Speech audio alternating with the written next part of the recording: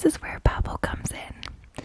And let me tell you, posso avere una bicchiere di vino bianco? That means, can I have a glass of white wine, please? As you can tell, my language learning has gotten on very well. That's all I need to know.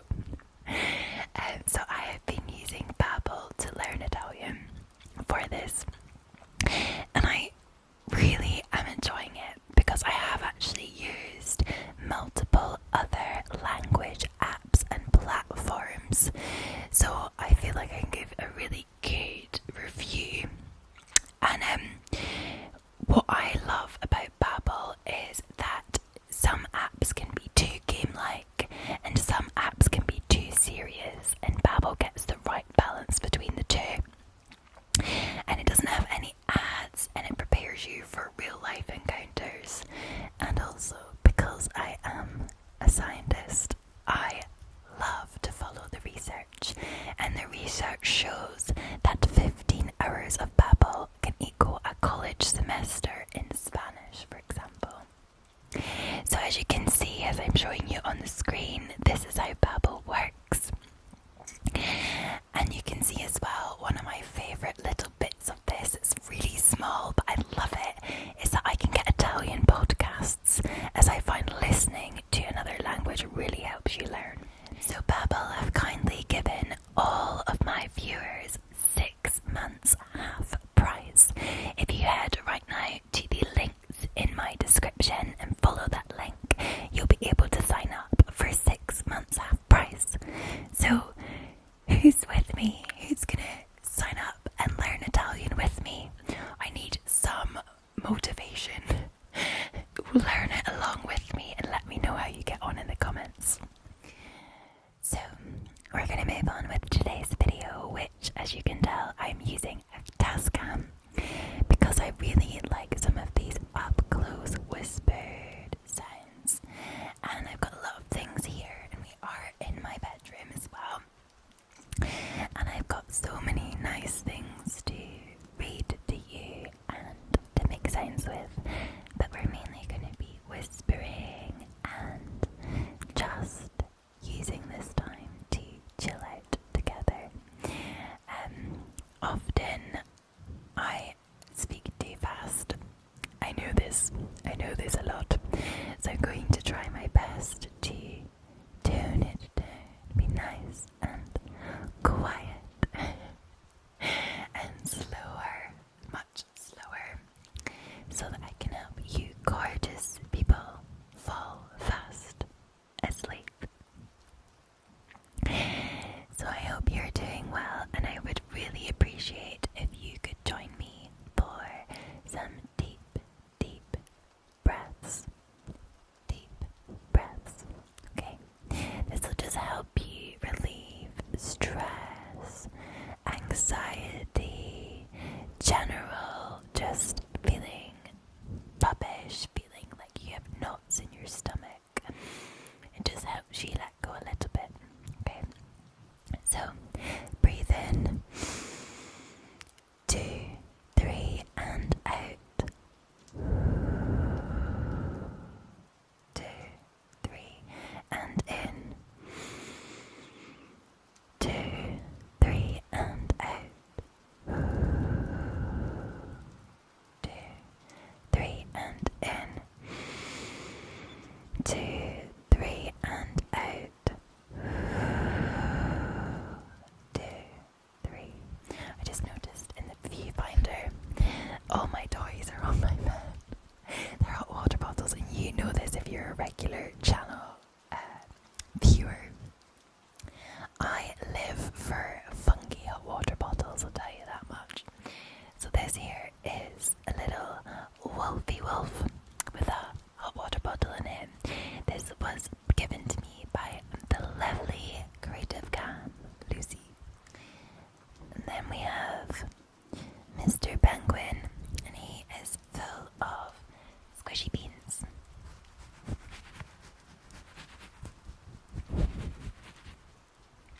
Squishy, squishy, squishy, squishy, squishy, squishy, squishy beans. And then I have like a little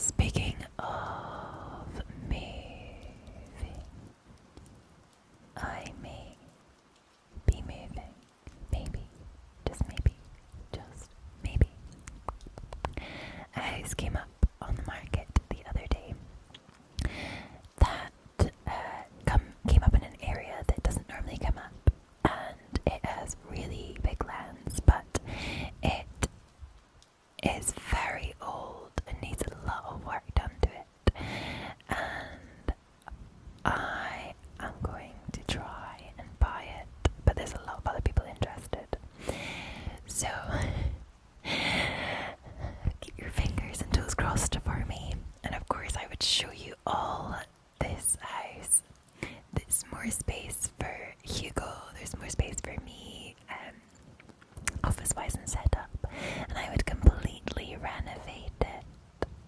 And it's got a south-facing garden. My garden's north-facing, so I get no sun ever.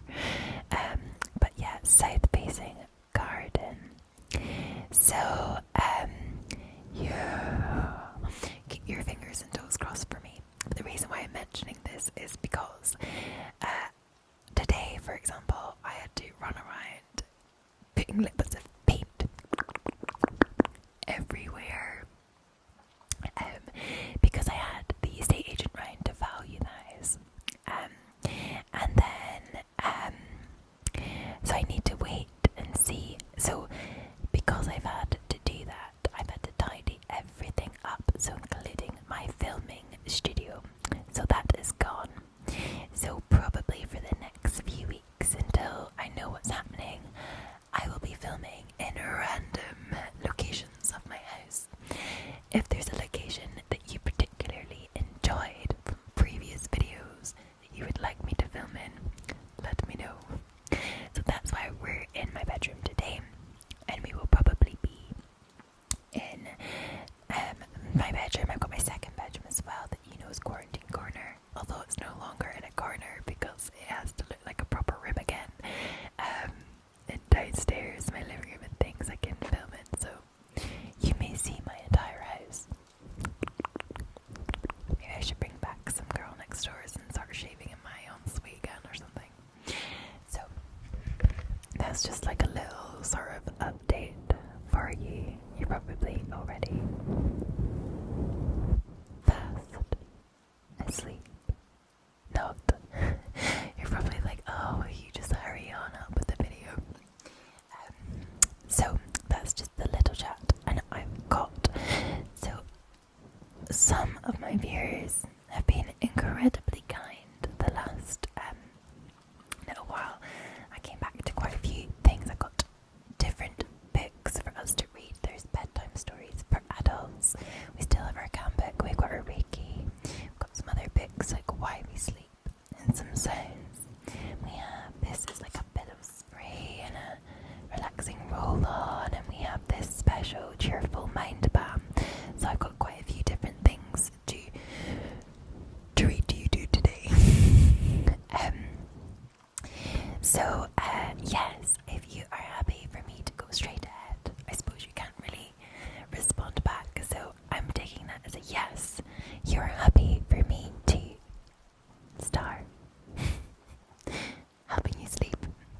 I feel like my bed's like creaking now. I'm also using the dust cam, and I've actually moved the mic capsules like on either side so they're turned out, which gets you more of a binaural sound effect. If you like this really slow sounds, let me know.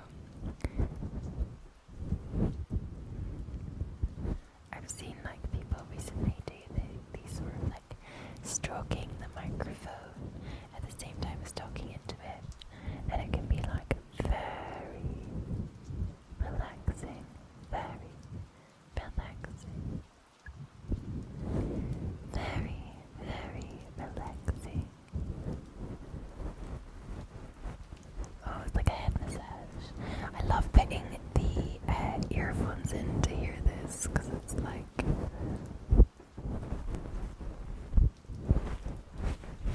crazy. It's like so nice. The one trigger that I did from the last video that I used the dust cam in is this here, and so I brought it back because I know you all love this, so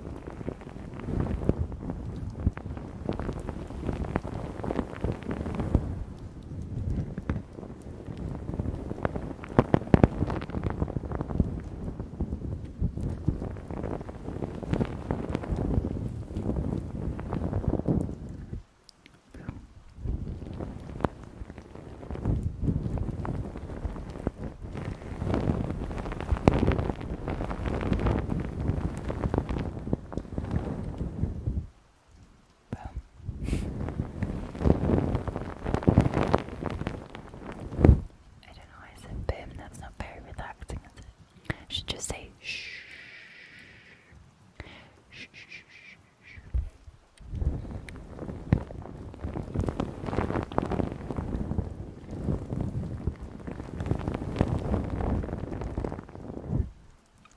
I hope you find that relaxing. I find it very relaxing.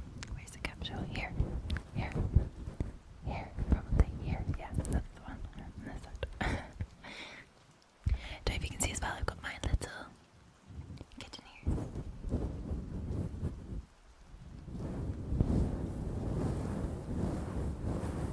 Oh my goodness, that sounds really weird.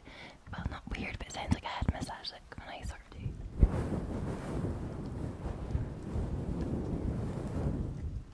There's so much fun to be had with this. I mean, I do love my Rhodes, I do. But this microphone is particularly good to the ears for whispering.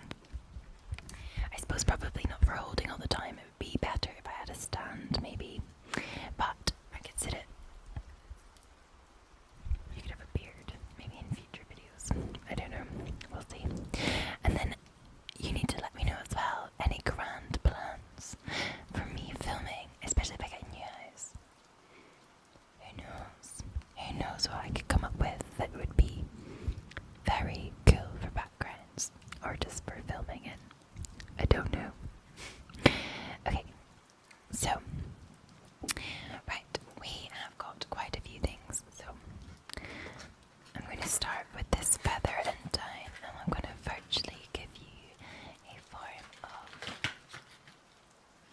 relief if I can get it out to help you sleep before I start the cam book at first, okay? So we've got this pillow spray, is Sweet Dreams pillow spray, made in England from feather and down, with calming lavender and chamomile essential oils. So it says an infusion of lavender and chamomile essential oils, encouraging calm, tranquility, restful nights of sleep. So you want to spray a generous amount to sleep, so we'll try and do that.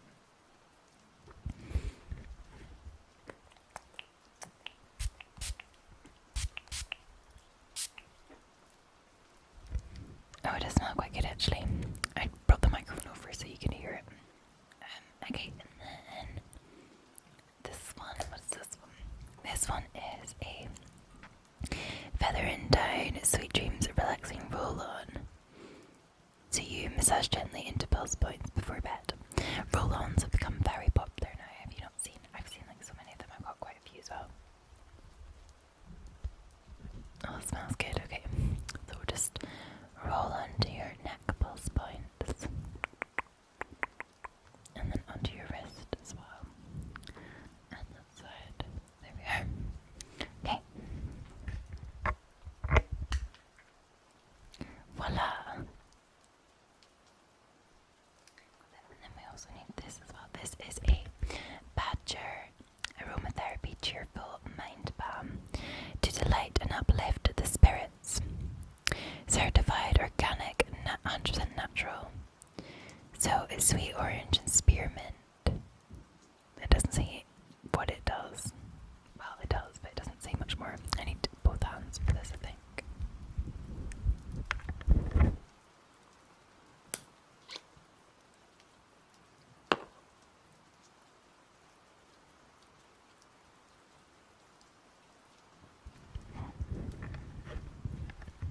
I'm not really sure where you would place this, to be honest.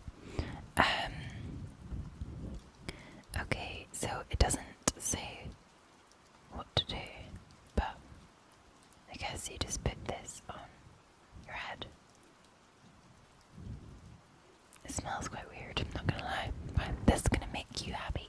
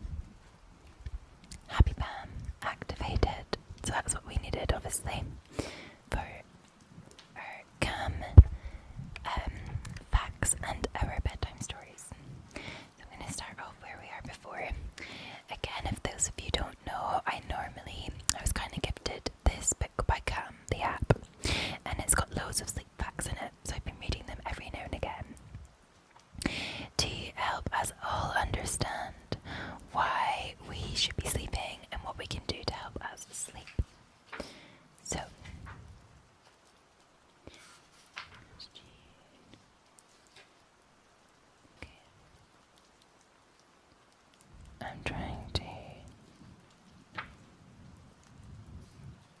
Okay, the future of sleep.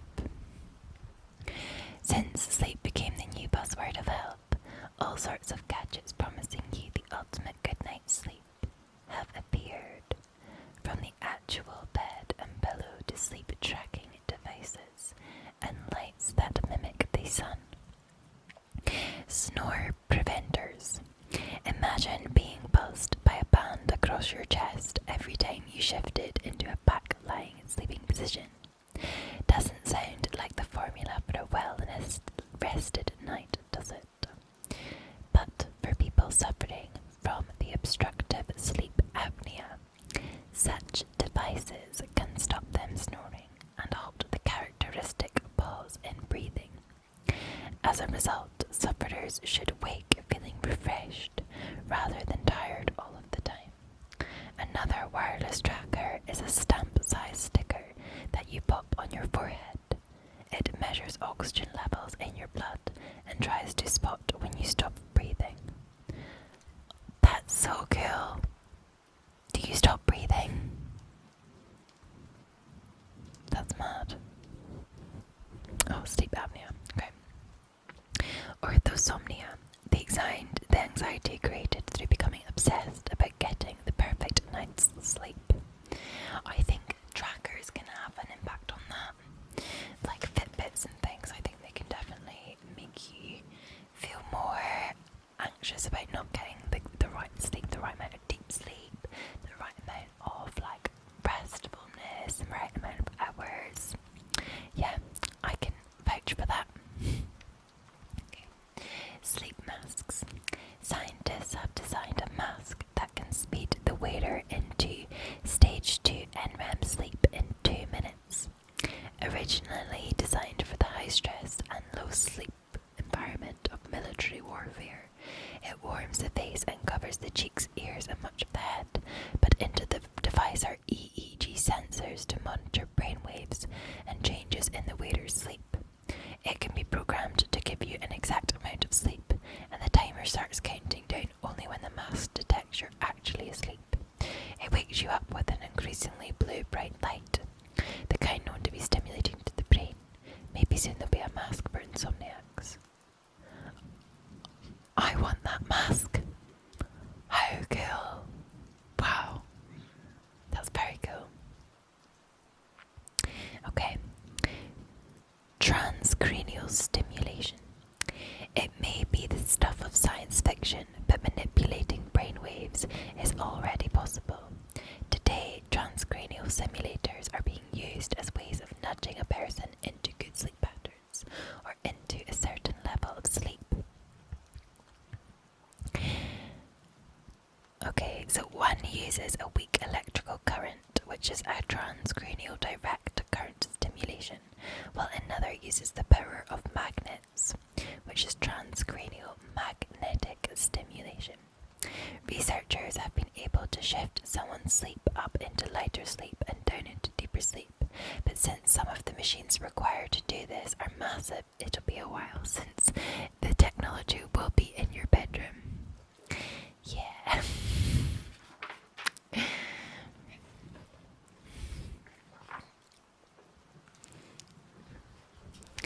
Suspended animation. Okay. Science fiction or science fact. Sci-fi fans are familiar with transporting people through space in a sort of inanimate sleep during intergalactic or even interplanetary trips. But how close are we being to do this today? Okay.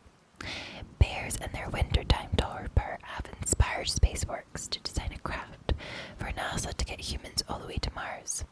If we could engineer humans to follow the same psychological conditions as the bear, we could slip into an unconscious state and wake up on Mars 6 months later. Could humans hack it though? Many mammals hibernate, so there may be well scope for us to do the same. Doctors already exploit the use of cold temperatures when performing open heart surgery. What's more, there are anecdotal reports of accidents where people have been frozen then thawed. Take Anna Begenholm, who fell while skiing in Norway on an ice sheet that gave way to She was trapped and freezing to death. When Anna finally arrived at hospital, her body temperature was a staggeringly low 13.7 degrees, and her heart hadn't issued a single beat for over 2 hours. But after intensive care, she was brought back to life. Experts predict that extended suspended animation will soon become a medical reality, but for now, manned flights to Mars remain in the realm of science fiction. No way! I didn't think you could, freeze people. I thought something happened to the cells when you tried to freeze people. Which is actually mad. Okay. So, this one is the rise and rise of sleep stories. So, drifting off with the radio in the background is so old school. These days, millions of people are regularly listening to podcasts, audiobooks, and apps for their nightly dose of bedtime stories. Using your smartphone to unwind from a busy day and prepare yourself for slumber has never been so easy. A smart way to do this technology with sleep in mind. To date, there's been over 150 million listens. While sleep stories ranging from tales of travel to modern-day fairy tale to classics in shorter form are hugely popular, soundscapes like rain on city streets, waterfalls or train rides are also widely used. Well, that leads us on to our next book, which is a collection of short stories. Well, it's bedtime stories for stressed out adults. So I feel like this could be you. So,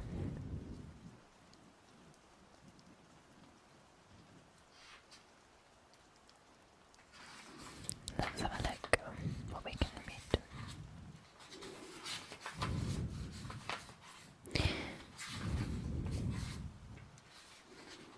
Okay, I'll read the first one. The Gift of Magi. $1.87. That was all, and 60 cents of it was in pennies. Pennies saved 1 and 2 at a time by bulldozing the grocer and the vegetable man and the butcher until one's cheek burned with a silent imputation of parsimony that such close dealing implied. 3 times Stella counted it, $1.87, and the next day would be Christmas. There was clearly nothing to do but to flop down on the shabby little couch and howl, so Della did it, which instigates the moral reflection that life is made up of sobs, sniffles, and smiles, with sniffles predominating.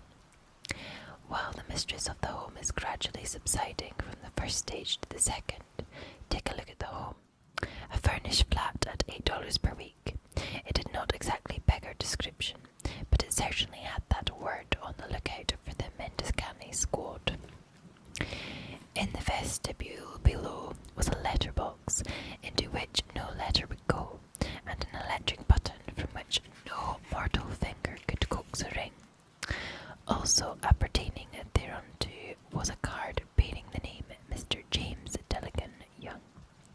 The Delican had been flung to the breeze during a former period of prosperity, when its possessor was being paid $30 per week. Now when the income was shrunk to $20, though they were thinking seriously of contracting to a modest and unassuming D.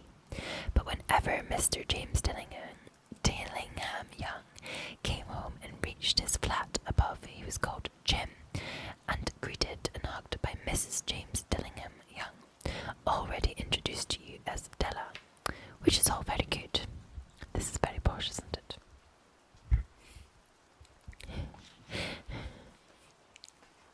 Bear with me. Okay. Della finished her cry and attended to her cheeks with the powder rag. She stood by the window and looked out dully at the grey cat walking and looked out duly at the grey cat walking a grey fence in a grey backyard. Tomorrow would be Christmas Day, and she had only $1.87 with which to buy Jim a present. She had been saving every penny she could for months, with this result. $20 a week doesn't go far, these are. Only $1.87 to buy a present for Jim. Her Jim. Many a happy hour she had spent planning for something nice for him. Something fine and rare and sterling. Something just a little bit near to being worthy of the honour of being owned by Jim. There was a pier glass between the windows of the room. Perhaps you've seen a pier glass in an $8 flat. A very thin and very agile person may, by observing his reflection in a rapid sequence of longitudinal stripes, obtain a fairly accurate conception of his looks. Della, being slender, had mastered the art. Suddenly she whirled from the window and stood before the glass. Her eyes were shining brilliantly, but her face has lost its colour within 20 seconds. Rapidly she pulled down her hair and let it fall to its full length. Now, there were two possessions of the James Dillingham Youngs in which they both took mighty pride. One was Jim's gold watch that had been his father's and his grandfather's. The other was Della's hair. Had the Queen of Sheba lived in that flat across the ear shaft, Della would have let her hair hang out to the window some day to dry, just to depreciate Her Majesty's jewels and gifts. Had King Solomon been the janitor, with all his treasures piled up in the basement, Jim would have pulled out his watch every time he passed, just to see him pluck at his beard from envy. So now Della's beautiful hair fell about her, rippling and shining like a cascade of brown waters. It reached below her knee and made itself almost a garment for her. And then she did it up again nervously and quickly. Once she faltered for a minute and stood still while a tear or two splashed on the worn red carpet. On went her old brown jacket, on went her old brown hat, with a whirl of skirts and with the brilliant sparkle still in her eyes, she fluttered out the door and down the stairs to the street, where she stopped. The sign read, Sofroni, hair goods of all kinds. One flight up, Della ran and collected herself, pointing. Madame, large, too white, chilly, hardly looked at the Sofroni.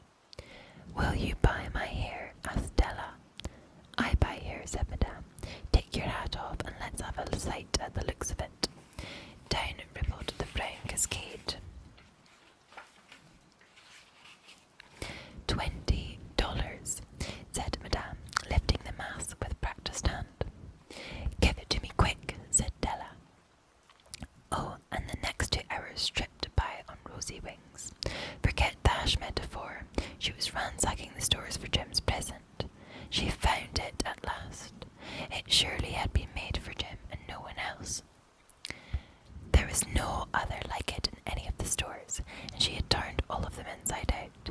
It was a platinum fob chain, simple and chaste in design, properly proclaiming its value by substance alone, and not by meretricious ornamentation, as all good things should do.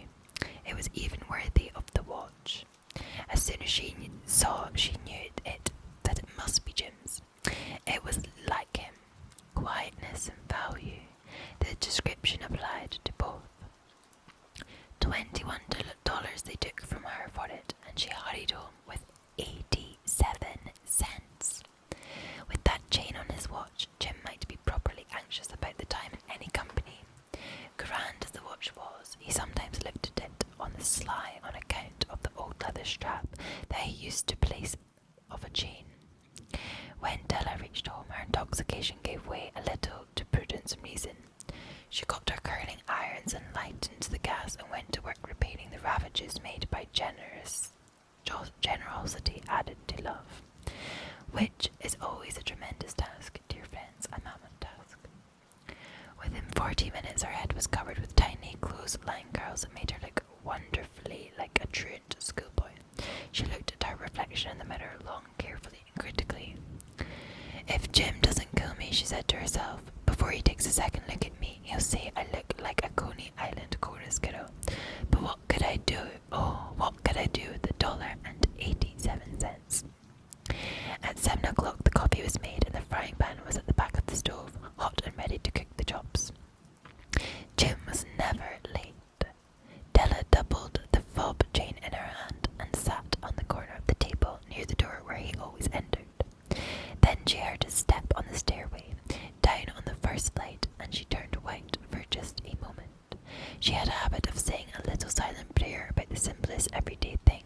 she whispered, "Please God, make him think I am still pretty." The door opened and Jim stepped in and closed it. He looked thin and very serious. Poor fellow, he was only 22 and he was burdened with a family. He needed a new overcoat and he was without gloves. Jim stopped inside the door, as immovable as a setter at the scent of quail. His eyes were fixed upon Della, and there was an expression in them that she could not read, and it terrified her. It was not anger, nor surprise, nor disapproval, nor horror, nor any of the sentiments that she prepared for. He simply stared at her fixedly with that peculiar expression on his face. Della wriggled off the table and went for him. "Jim, darling," she cried, "don't look at me that way. I had my hair cut off and so because I couldn't have lived through Christmas without giving you a present. It'll grow out again. You won't mind, will you? I just had to do it. My hair grows awfully fast. Say Merry Christmas, Jim, and let's be happy. You don't know what a beautiful, nice gift I got for you." "You cut off your hair?" asked Jim laboriously, as if he had not arrived at that patent fact yet, even after the hardest mental labor. "Cut it off and sewed it," said Della. "Don't you like me just as well? Anyhow, I'm me without my hair, ain't I?" Jim looked about the room curiously. "You say your hair is gone," he said, with an air almost of idiocy. "You needn't look for it," said Della. "It's sewed, I tell you, sewed and gone too. It's Christmas Eve, boy. Be good to me, for it went for you. Maybe the hairs of my head were numbered." She went on with sudden serious sweetness. "But nobody could ever count my love for you. Shall I put the chops on, Jim?" Out of his trance, Jim seemed quickly to wake. He unfolded his Della. "For 10 seconds, let us regard with discreet scrutiny some inconsequential object in the other direction. $8 a week or $1 million a year, what is the difference? A mathematician or a wit would give you the wrong answer.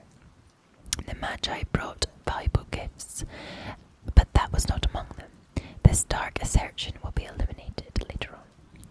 Jim drew a package from his overcoat pocket and threw it upon the table. "Don't make any mistake, Del," he said, "about me. I don't think there's anything in the way of a haircut or a shave or shampoo that could make me like my girl any less. But if you'll unwrap that package, you may see why you had me going a while at first." White fingers and nimble tore at the string and paper, and then an ecstatic scream of joy, and then, alas, a quick feminine change to hysterical tears and wails, necessitating the immediate employment of all the comforting powers of the lord of the flat. For there lay the combs, the set of combs side and back that Della had worshipped long in a Broadway window. Beautiful combs, pure tortoise shell and jeweled rims, just the shade to wear in the beautiful vanished hair. They were expensive combs, she knew, and her heart had simply craved and yearned over them without the least hope of possession, and now they were hers, but the tresses that should have been adorned, coveted the adornments, were gone. But she hugged them to her bosom, and at length was able to look up with dim eyes and smile and say, "My hair grows so fast, Jim." And then Della leapt up like a single cat and cried, "Oh, oh!" Jim had not yet seen her beautiful present.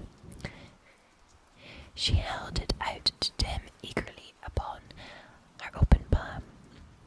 The dull, precious metal seemed to flash with the reflection of her bright and ardent spirit. "Isn't it dandy, Jim? I hunted all over town to find it. You have to look at the time 100 times a day now. Give me your watch, I just want to see how it looks on it." Instead of obeying, Jim tumbled down on the couch and put his hands under the back of his head and smiled. "I can see where this is going. Del," he said, "let's put our Christmas presents away and keep them a while. They're too nice to use as just a present. I sold the watch to get you money to buy your combs, and now suppose you put the chops on."